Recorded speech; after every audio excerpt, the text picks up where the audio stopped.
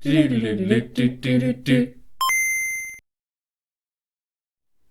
and welcome back to Big Nostalgia, the podcast where we look at the games from our childhood, where they came from, the story of their development, and the story within the game itself.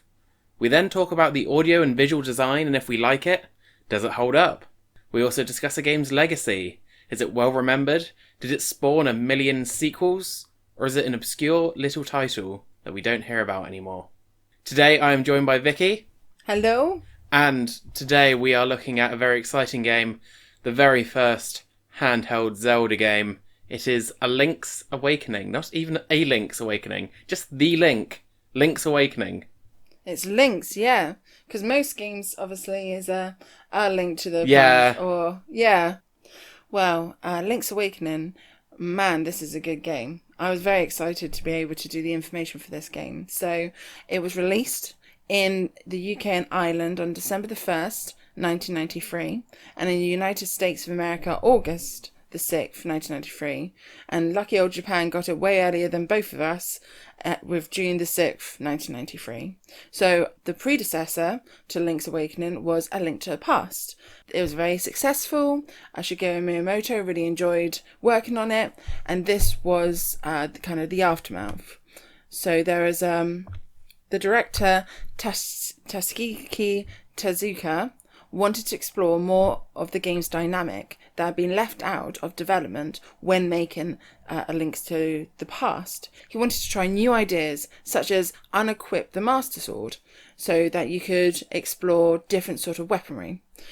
However, Shigeru Miyamoto did not like that idea, and it was dropped. Shigeru Miyamoto felt that Link should always come with the Master Sword, so why would he bother wanting to drop it?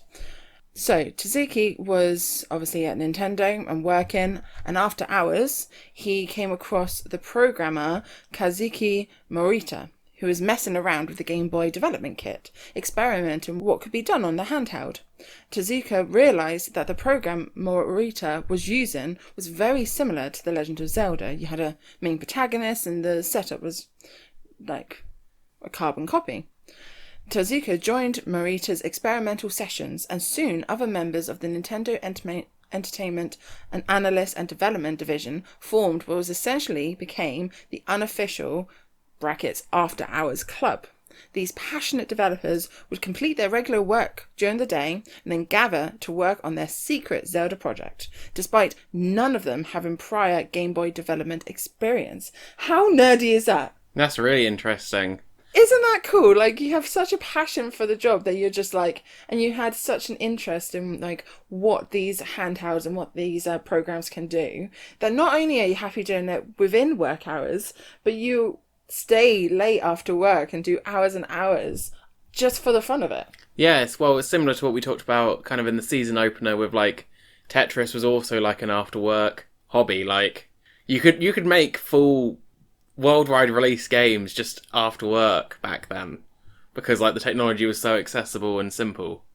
And also having developers who had never actually worked on a Zelda franchise before as well, or hasn't even been considered for one, it must have been quite an excitement for them to be able to even just play around with the concepts of stuff that could be put into a Zelda game. Yeah, but I thought Miyamoto's comment about the Master Sword was a bit strange because it's only like the third Zelda game, and I'm pretty sure at least in the original Zelda, I can't remember about Zelda 2, you did have to swap out the sword because like you only had the A and B item slots. So I don't know why by the fourth game it was already like he cannot drop the sword. He needs to hold on to it now. So this is the first Zelda game that allows you to combine and access other items. So, for example, the arrows and the bombs, to combine them to make a weapon. Oh, wow. So this game, because of the passion, because of what they were trying to explore, started so many concepts for the Zelda franchise started with this game. But I am getting ahead of myself. So Tezuki brought the idea, this project that they're making on this Zelda project, because there wasn't supposed to be a Zelda game for the Game Boy. It wasn't in production, but Tezuka brought the idea to Nintendo executives because he was so passionate about it, and it came out so well, and they greenlighted it. Wow. As it was not a planned game, there was no restrictions from Nintendo higher-ups to do with design or content. Even Shigeru Miyamoto was not fully involved with the project. The only time he was one of the first beta testers. Okay. And gave a lot of comments during that period. But the actual development of the game, he had little to nothing to do with it. So it's really interesting because if I talk about an episode that we've previously released, although, spoiler alert, we've not previously recorded, Super Mario Land was exactly the same. Like, Shigeru Miyamoto was not involved in that because he was too busy with Super Nintendo titles at the time. So it's interesting how two of the biggest franchises that he created, already 5 years in, like, there were titles where it was getting made kind of without his input at all. It's crazy, isn't it? But because Shigeru Miyamoto wasn't fully involved, this allowed Tezuka to finally explore the ideas he'd wanted to in the beginning, such as Link not only being able to use a Master Sword, but being able to use items and combining those two items to make bomb arrows. This is the first Zelda game that had bomb arrows, or fire arrows, or something like that, where you took two items, combined them. Imagine Ocarina of Time without that concept. Well, Ocarina of Time didn't even have it. It wasn't until Twilight Princess and the 3D games. The development team's creative freedom led to several series of interventions, which have been used in later Zelda games. It was the first fishing minigame added because the developer, Morita, was a very big fisherman himself and a very big fan of the sport. Oh. So he added it, and it became a thing. Wow. And then it was just like fishing games in Zeldas. The trading sequence, as in the side quest, when you obviously have an item, you bring it to one person, and then you bring the next item and go around the village. First time in that Zelda game, and obviously was used in Ocarina of Time for the masks. It was used quite a few times down the Zelda franchise, but this was the first game it was introduced to. This was the only time, well, one of the first times as well, that cameos from other Nintendo franchises was in this game. So there is a number of Easter egg characters from the other Mario franchises in this game. Can you think of a few? You get a pet chain chomp, don't you? I remember that from playing it. Yep. It's other Mario stuff, isn't there? Yes. So Tareen resembles Mario. He even transforms into raccoon, like the Tanuki Mario, by eating a toadstool. Similarly, the hen housekeeper resembles Luigi. There are many enemies, such as Goombas, Piranha Plants, Cheep Cheeps, Blobbers, Thwomps, Boos, Shy Guys, a whole bunch of them. The Chain Chomp, like you mentioned, under the name Bow Wow, is featured in the game and befriends Link, as it eventually helps him across the second dungeon, the Bottle Grotto. The mini Bow Wows, named Chow Chow and Chi Chi, also appear, and latter is a speech-capable female that helps in the trading sequence. So the Chi one helps within the trading sequence. A Yoshi doll can be found in the trendy games in Mame Village. Link can win the Yoshi doll by controlling the crane and hovering over it. When the doll is received, the text box states that Yoshi has appeared in many games recently, another reference to the Super Mario games. Well, the two guys that look like Mario and Luigi, that continues on to Ocarina of Time, doesn't it? That's Talon and Ingo. Yeah. Very much the red and green kind of colour scheme and reference. So it's interesting to know. I thought that was the first game where characters like that were in it. Because I know then they go on and appear in the Oracle games, which we're talking about later this season as well. Yes, they do. But this was the first Link game to do it. Do you remember a character called Mr. Right? He lives in the village, and when he shows you a picture of his girlfriend or companion Christine, it looks like Princess Peach. Oh, wow. It's basically a picture of Princess Peach. In the Nintendo Switch remake, there's artwork of Peach with her parasol is shown, whereas the original is just a portrait of Princess Peach. But yeah, there's so many references to the Nintendo franchise. In an interview, Tezuka never confirmed whether they got the rights to have so many characters from other Mario games. When questioned, he responded, "It was for the Game Boy system, so he thought it'd be fine." Don't ask for permission, ask for forgiveness. Exactly. You can even catch Cheep and Blobbers can be found in the fishing pond. Like, he was just like, yeah, this would be fine, isn't it? We're doing an after hours club. We're just messing around. This will be fine. This is just an after hours fun project. It's not gonna go anywhere. Just throw them all in. So, moving on to the plot. The story of Link's Awakening was the love child between two inventive story writers. You had a man called Kazuki Tambi, who is a veteran developer of Super Mario titles, and had a vision. He just really wanted, for a very long time, to implement a world-ending egg on a mountaintop. That's what he wanted. That's really specific. He wanted that in the story. I know. But it was a really big deal to him, and it was really bugging him that he couldn't do it in any of the Marios. And then you had Yasuki Kizumi, who was, he had actually trained to be a aspiring film director, didn't get very far with that, went to Nintendo, but brought that cinematic storytelling to the Zelda series, and created most of the narrative-driven Zelda games to date. Yes, I think we've spoken about him in previous seasons. We have. He was... So if you look at the Link's Awakening poster art, when he's on the beach and when he's jumping through the air, like, that's very, I don't know about you, but that's very Hollywood. That's very, like, action shot. And he's the one who brought that sort of drama, that film element to the game. Yeah. Yeah, like that poster of, like, the main character surrounded by their supporting cast. Like, very spotlight focused, which a lot of games didn't necessarily do. Yes. Well... The story starts with Link in a boat on the ocean, following on from A Link to the Past. Link washes up on a mysterious island called Koholint. He learns that to leave he must find the 8 musical instruments to wake the windfish within the Yoshi's egg on top of the mountain. The big revelation, obviously spoilers, is that the island exists only in the windfish's dream. So, obviously, if he wakes up, the dream ends. Yeah. General gameplay has a viewpoint from above Link as he explores the islands and figures out his way home. However, there are some caves in which the viewpoint is side-screen, like a Mario game would be.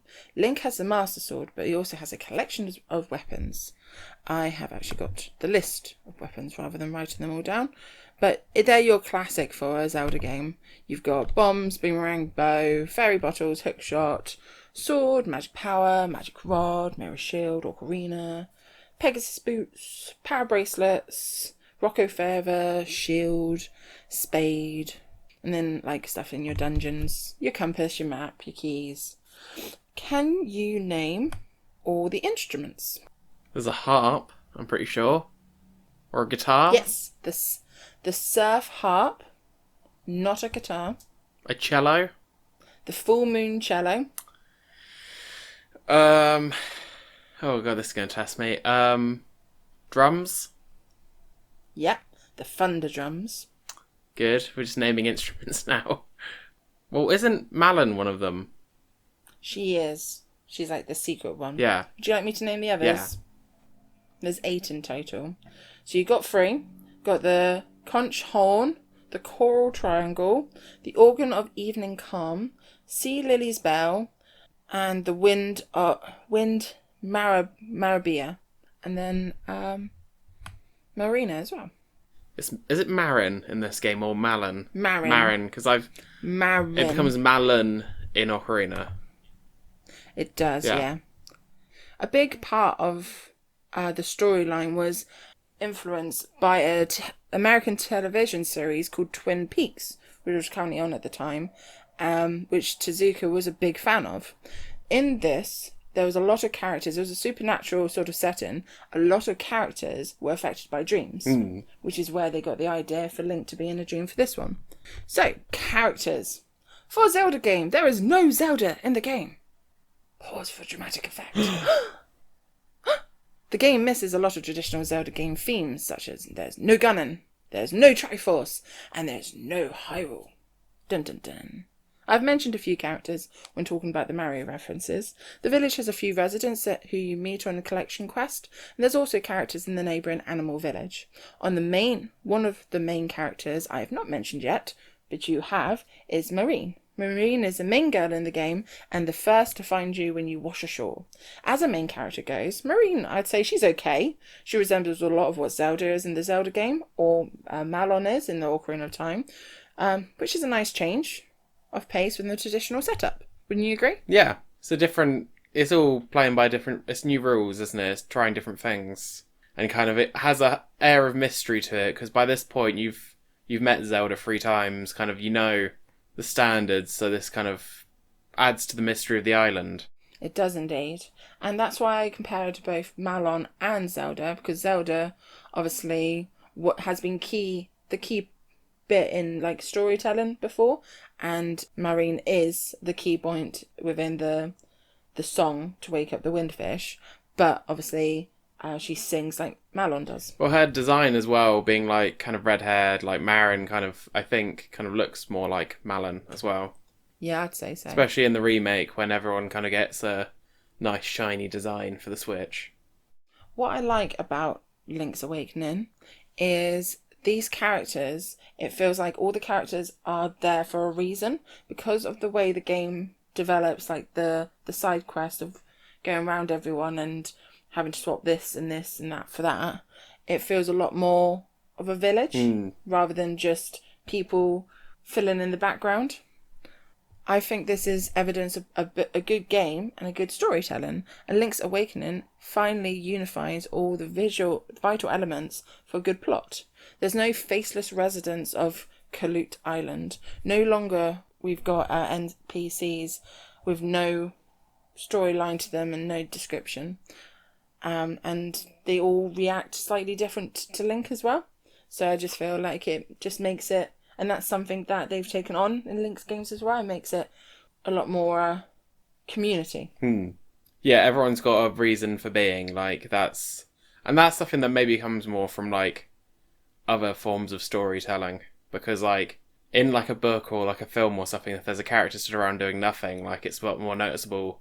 Whereas in video games, if you're not careful, you can have a whole village filled with people that are just like, ooh, it's hot today. They've got their one NPC line they like repeat over and over. All carbon copies of each other. Yeah. Oh, that's that guy with red hair. That's that guy with black hair. Oh, he's blonde now. I suppose it's just the equivalent of like extras, isn't it, in a TV show? Except like Absolutely. In the TV show, you can't be like, I wonder what that guy in the background is thinking. So moving on to music. Despite the Game Boy's limitations, the team created a full-scale Zelda adventure that didn't feel compromised. The soundtrack, composed by newcomers Kazuo Izukawa and Maneko Hamo, who had never worked on a Nintendo game before, produced memorable tunes like The Ballad of the Windfish. Even Kazuki Tokota contributed, hiding his famous secret song within the game. So this guy, apparently, there's loads of games he's been in, and every single game he's been in, there is a tune that he will hide. And this can be found in Richard's house within the game. It's Totaka, isn't it? Or Tanaka? Totaka. Totaka, yeah. Because I'm pretty sure he did Yoshi's Story as well, and we did that. And he hides his tune. And in some games, it's like you have to leave the game running for a certain amount of time, and then after it's looped the music, it will just play his song, and then it will loop the music again. Well, in this one, it's in there's a character called Richard, who's actually from a Mario game as well. And you go in there, and he's got loads of hens, and after you pick up a certain amount, I think it is, the music plays, or if you wait there long enough, the music plays. And the fact that they had two women working on it who'd never done a Nintendo game before. So they had ideas that had never been in a Zelda game. They had ideas that were in all the other Zelda games that they just left out. They had a bunch of Mario characters. Two people who had never worked on a Zelda game or a Nintendo game before making the score. Like, Link's Awakening shouldn't have worked, but it did. Well, I think that's what makes the Game Boy so interesting, and that's, if you're wondering at home why we went from doing GameCube Wii games to Game Boy rather than going, I don't know, to Wii U or something, just because there's so many weird and interesting games in this period. Like, Super Mario Land was the same, it was made by a bunch of people who'd never worked on Mario before. Obviously, the first Kirby game, like, Wario was the villain in the second Mario Land game, and then he just takes over the series and it becomes Wario Land. Like, we're talking about Wario Land 2 later this season. But it's just such a experimental system, really, when you look at the individual games. So we've tried to, like, display that with across the games we've chosen this year. I completely agree. It's not that when we've chosen games before, we haven't thought about, like, what sort of information we'll find and what sort of time period. But obviously, during this point in time, so much was being invented, so much was being challenged. I don't think, personally, mega game consoles such as Xbox, PlayStation, Nintendo challenge themselves enough. But then you could have that argument with Disney and all their remakes. Like, what the people who still challenge themselves are indie gamers. Indie game developers. They're the ones who are trying the new innovative stuff. They're the ones who are trying the new ideas. And, you know.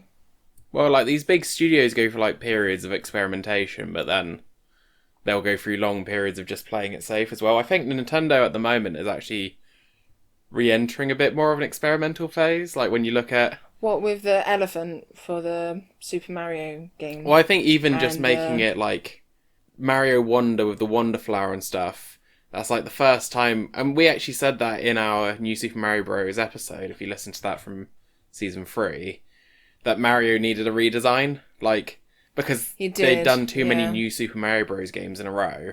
And Wonder is, like... It's a Mario game, but there's a lot of conventions get played with. You could say that it's still playing it very safe. I've not played, as of time of recording, I've not played Mario Kart World yet, but then that again, it's kind of rethinking what Mario Kart is. And the latest Zelda game as well, having Zelda as the actual main character. Yeah. I'm not again, at point of recording, I've never played it, and it, to my knowledge, it has been a bit of a mixed review, but the fact that they are trying some new elements rather than just having Link be the main character all the time. Yeah. And well, you see it with, at the time that this releases, the game will be out, so we'll have to see, but even with what this Donkey Kong game they're making, where you can just destroy all the scenery, you can just, and that's why it's a Donkey Kong game, not a Mario game, is because they wanted the destructible scenery to be front and center. Yeah. So I think it's like peaks and troughs, I think. I think there was quite a long period where, like, I'd say maybe, like, the late Wii U era, where, like, especially with Mario, they played it very, very safe. Like, I enjoy 3D World, but it's a very safe Mario game. Yeah. Whereas, like, Odyssey started to, like, open up a bit more, and now it's fun when they experiment, I think and, like, the Game Boy was a period of a lot of experiments. Well, bringing it back to Link's Awakening, I'm on to quirks. Did you know when the Windfish finally wakes up after Link defeats the final Shadow Nightmare, the dream ends and everyone, including Marine, ultimately disappears? If you manage to complete the quest without him dying once, Marine is seen with the end credits when the end credits are over, and a hidden cutscene is different between versions. In the original Game Boy game, a winged Marine can be seen flying across the screen. In the Link's Awakening DX, Marine's image appears in the sky and then slowly fades, revealing a seagull. In the Link's Awakening for the Nintendo Switch, it's similar to the DX, although Marine's image is animated briefly to have her close her eyes and shudder slightly in an apparent giggle before fading away. The perfect ending suggests that Marine's wish indeed came true and was saved by being the only person not to truly disappear in the original version, or in the case of the DX and the Switch remake, become reincarnated as a seagull. It is possible it could just be Link remembering her from his adventures.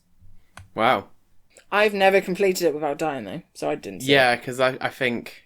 Even though I think when you replay it, like, it's not the most difficult. I think it's still difficult to do a Zelda game without dying once.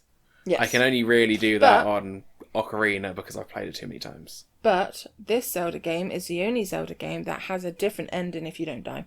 Yeah. Wow. Yeah.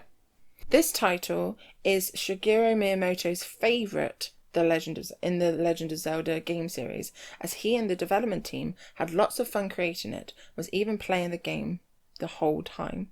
That's a really crappy... Can we delete that quirk? Because he wasn't even involved. He wasn't even involved. Well, maybe that's why he liked it so much, because like he didn't have to do anything. It just kind of... And got all the credit, Yeah. like frickin' Tim Burton in Night Before... Nightmare Before Christmas? Night Before... Yeah. Wow. He was on the Batman movie during that. Yeah. And he was coming back and forth from Hollywood, and he had literally come in, make 1 or 2 comments, and then off he went again. The actual director is proper pissed off because it says a Tim Burton's production when Tim Burton was barely in it. Well, it's a marketing thing, isn't it? Like, well, and to be fair, that gets done with Shigeru Miyamoto now. Like, they're like, oh, he's consulting on the movie, he's doing all the stuff with the theme parks, he's still doing this. And it's like, how much is he doing? Is he just showing up and being like, yeah, all right, and going again? Like, that looks good. Anyway, distracting. Yeah. Another quirk is Princess Zelda is not featured at all in The Link's Awakening, though she is referenced by Link in the beginning, initially confusing Marine for her. Ganon is also not featured in this game as well, due to himself being already destroyed in A Link to the Past. However, he is referenced by the Shadow Nightmare, taking on a form resembling the Demon King during the final battle, as well as the then alter ego, Aghanim. Although this game is the first handheld title of the Zelda franchise, it is not technically Link's first appearance on the Game Boy. The console's port, the 1984 Famicom racing game F1 Race, released in 1990, 3 years prior to Link's Awakening, features the hero as a cameo alongside several mainline Mario characters, as well as Samus and Pit from the Metroid and Kid Icarus series. His appearance in the game appears to be similar to the adventures of Link's released on the NES. okay. Oh, that's interesting. But it wasn't really like... It's a bit like him being in Mario Kart 8. Yeah. Just the face, isn't it? Well, I'm not sure if he's playable. It's it's just a cameo, isn't it? It's just like, oh, I know who that is. Yeah. Hey, I know that guy. If the name Zelda is used when creating a new game, a remixed The Legend of Zelda theme will play in the background. So you know how when you open up a Link game, you can put whatever name you want? Yeah. In the Japanese version, entering in the name Zelda, well, actually, it doesn't say Zelda, it's got Japanese writing, but it yields the same results. In addition, entering the name, and again, I'm not going to try and pronounce it, will play an arranged version of Tatiki song. The original German release, entering the name Mozi, will play a strange jingle, and in the German DX release, Mozi will instead play the Tatika song. In the French DX version, will yield the same results as Zelda if entered the name Lolo. In the original release, Lolo will play a different song than Mozi or the Japanese name. So basically, if you have fun, someone's had so much fun sitting there, typing a bunch of names, creating a bunch of games, and worked out all the songs that can be created from all these names. Well, I know localizers like to sneak stuff in when they translate games, so I'm not surprised, really. But I know that Zelda putting your name as Zelda has different effects in a couple of the games. It's like Zelda 1, I think, if you put your name as Zelda, you go immediately to the second quest. Ooh. I think that's right. It's one of the games that happens. You can do Zelda and it takes you immediately to like New Game Plus. I've never considered putting my name as Zelda. No. I must try that in some Zelda It's games. confusing, I think, for everyone involved, because then there's 2 Zeldas. Yeah, I'm seeing double the here. Legend of Zelda. But then the Legend of Zelda is Zelda, but they're not Zelda, but the princess is Zelda, but they are Zelda because they're named Zelda and just Zelda. I'd have just put like some little extra dialogue in Ocarina of Time where she's like, and what's your name? And it's like, are you mocking me? You're just saying my name back to me. My name is Zelda, and you? My name is Zelda, and you? I can have you executed. I'm a princess. With the exception of the Eagle Tower, every dungeon in Link's Awakening has a map that forms a picture of an object, such as Muldum in the case of the Trail Cave, or the key in the case of the Key Cavern, similar to The Legend of Zelda. Link's Awakening originally was intended to be a handheld port of A Link to the Past. Kohelet Island begins as a dream world and is ultimately fading away at the end of the game. Is parallel to Super Mario Bros. 2, when Mario's adventure in-game was only a dream. They did have fun with the dream sequence. Yeah. A lot in Nintendo, haven't they? Yeah, it's easy because then you don't have to... At that point as well, I think it was those early days when they were like, is this a series? Like, does this all take place in one timeline? It was before the bit in Zelda where they were like, here's a really complicated timeline, and now we're in the modern day where they just don't care again. Well, if you're talking about timelines, then obviously the predecessor to this game is A Link to the Past. You've got Oracle of Seasons and Oracle of Ages. It is all connected to the Fallen Hero timeline in Hyrule Historia. Hyrule Historia obviously being the encyclopedia on the history of Hyrule, and there is a timeline in there that kind of hits some of the latest games, but not really, where it kind of like when Ganon is defeated and when he's not. This is all part of the Fallen Hero timeline, including Ocarina of Time and A Link Between Worlds. That's Fallen Hero timeline too. So yeah. Yeah. The game's setting is also an inspiration of Majora's Mask, the next game in the franchise to take place outside of Hyrule. You can see a lot of influences this game had on Ocarina of Time and Majora's Mask, especially if you consider Majora's Mask also didn't have Zelda, did it? Only in a flashback. Yeah. When you get the ocarina, and Ganon as well. Yeah, when you get the ocarina back of Skull Kid, you flash back and Zelda teaches you the Song of Time. Yeah, but that's and then Ganon doesn't appear at all. Yeah, and it's not really about the Triforce. It's more about just getting back to his realm. Yeah, it's a much smaller scale in the fact that you're just like in this one town, but arguably very large scale in the fact that the moon is falling on you. And that time just happens again and again and again. Yeah. Several elements of the Link's Awakening were reused in later Zelda titles. For example, programmer Morita created the fishing minigame that reappeared in the Ocarina of Time, amongst others. Tabi implemented the trading sequence. Tazika compared it to the Japanese straw millionaire folktale in which someone trades up to a piece of straw to something of greater value. This concept also appears in most sequels. I didn't realise that was a Japanese folklore thing, because it's appeared in many forms in many medias, like these people, like these self-made millionaires, which is like, this is how I traded a pencil for a house, and it's just the same story again. Like, they traded a pencil for something slightly more valuable.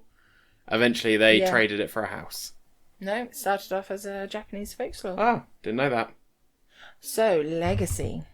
Commercial and critical success. Released in 1993, Link's Awakening exceeded all expectations. It sold over 3.5 million copies, ranked 5th best-selling Game Boy game, received universal critical acclaim, later enhanced through Link's Awakening DX for the Game Boy Color, and remade for the Nintendo Switch in 2019. The Link's Awakening impact on the Zelda series cannot be overstated. Current series producer Eiji Inukama acknowledges it as a quintessential isometric Zelda game and credits it as a crucial stepping stone between A Link to the Past and Ocarina of Time. Eiji Aonuma. That one. Yeah. Thank you. Link's Awakening, the first remake was on the Link's Awakening DX. Was on the Game Boy Color, is an enhanced port of the Link's Awakening with several new additions. Most notably, the entire game is now in full color. It was released in 1998, just months after the release of Ocarina of Time. Link's Awakening DX can be played on the Game Boy as well to make it appear identical to the original version, although playing it on the console makes accessing the optional color dungeon impossible. However, if the dungeon is started on the Game Boy Color and then played on the original Game Boy, the dungeon is still accessible. Oh. Then you had the 3D re-releases. It was announced at Nintendo E3 press conference on June the 7th, 2011 by Shigeru Miyamoto that Link's Awakening DX would release that day alongside Super Mario Land as the first virtual console games on the Nintendo eShop. The eShop price for the game was $5.99 in the United States, $9 in Australia and $5.40 in the United Kingdom. Nintendo Switch remake. Now this is the only version of the game I've properly played. A trailer announcing and showing off early footage of the 3D remake of the Link's Awakening for the Nintendo Switch was included as the final segment on the February the 13th, 2019 edition of Nintendo Direct, with scheduled release in September the 20th, 2019. Some differences include anime-styled cutscenes in the beginning and end, voice acting by some characters, and a dungeon maker mode. Yes. So yeah. So this has been Link's Awakening. My personal views on the game is I really enjoyed playing the Switch version, but I didn't really see it because I've played it since it's been remastered. I didn't really see the connections of how many important steps took place within this game between A Link to the Past and Ocarina of Time. It's amazing to think it wasn't supposed to be a thing as well, which explains some of the quirky storylines and some of the quirky characters and plot points, especially like, I mean, this guy's dream of having an egg on the mountain that's going to ruin the world. I mean, you know, goals met. I mean, come on. Man wanted to do it and he did it. He set out a task and he completed it. Doesn't matter how weird or random the task is. But I really enjoy the game. I really enjoyed playing it. I really enjoyed... it's actually one of the... I have a tendency to start games and not complete them, but it was one of the games I've actually completed, and I really enjoyed completing it to the full extent. But it does explain some of the quirky elements to it, thinking of how it was made. But I just love... It was definitely a passion project. Like, these guys got together after work. They were so passionate about Zelda that they just wanted to complete it. And I think that is a amazing thing, and we should promote more of that. Yeah, no, I agree. What are your views on Link to Awakening? Well, I was just thinking it makes me more excited now because we're about to play as our next blind first playthrough for our other channel, ABK Arcade, A Link to the Past. So, yes, we are. Neither of us have ever played that. We've played A Link's Awakening. Nope. I keep saying A Link's Awakening. Just Link's Awakening. I keep wanting, yeah. Drop the A. Yeah, Link's Awakening is a really fun game. I think it's a representation of that really experimental period on the Game Boy where a lot of stuff still stuck. Like, these experimental periods still create what are now staples. Like, you wouldn't think of them as weird or out of place now. But, like, a trading side quest, especially the Link's Awakening trading side quest, I remember being really weird. Like, the objects are quite strange, but then obviously they refine it over time, and now it's just like, it's weird to have a Zelda game that doesn't have a trading quest in it. You expect it, don't you? Especially how I feel being the next game on the list, Ocarina of Time, not the list that we're going to be like doing. We've done an Ocarina episode already. We've done Ocarina. Please check it out. It is awesome. But thinking of the mask quest, that had a very much a theme. You had a mask and you had to find out who wanted the mask, and you get money and you get more masks. Well, and also the one as an adult, it's like you get given a chicken egg by the lady, and then the chicken wants to wake up an exceptionally sleepy person, which it does. And then you find a guy who's like, "Hey, that's my chicken. I'll trade you for this saw, I want to say." And then you take the saw to the carpenters. I'm getting this all out of order, but basically it's like there is a little bit more of a logical through line of like, you take the fish, even for this next one along, you take the frog to make the frog potion, to make the eye drops, to go give the Goron the eye drops so that he can do the sword, like that kind of thing. Yes, but it makes more logic. Like, even for the next one along, they put a bit more. They're like, this was a good idea. Let's have a bit more focus. Yeah. No, I think Link's Awakening is one of those like really classic Zelda games. Definitely one of the ones I was very keen to include this season so that we could talk about... Well, if you listen to this podcast, you know we love Zelda. This is about... I want to say this is maybe the 5th or 6th Zelda we've covered. At least, yeah. So yeah, we do love our Zelda games. It's the 6th, yeah. We've covered every 3D Zelda up to Skyward Sword.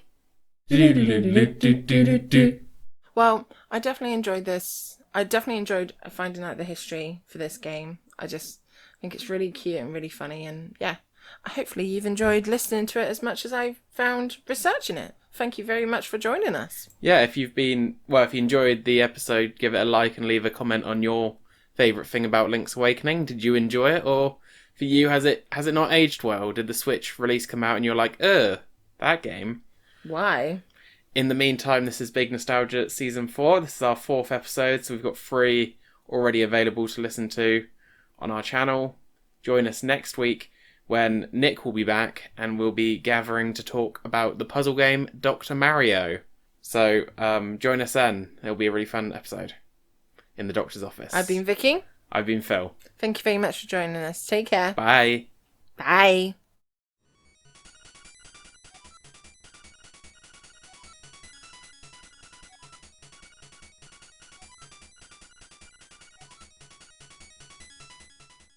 information was at the top of my page, and then I had to get back to the bottom of my page. Right, yeah. The quirks were. That's why the break.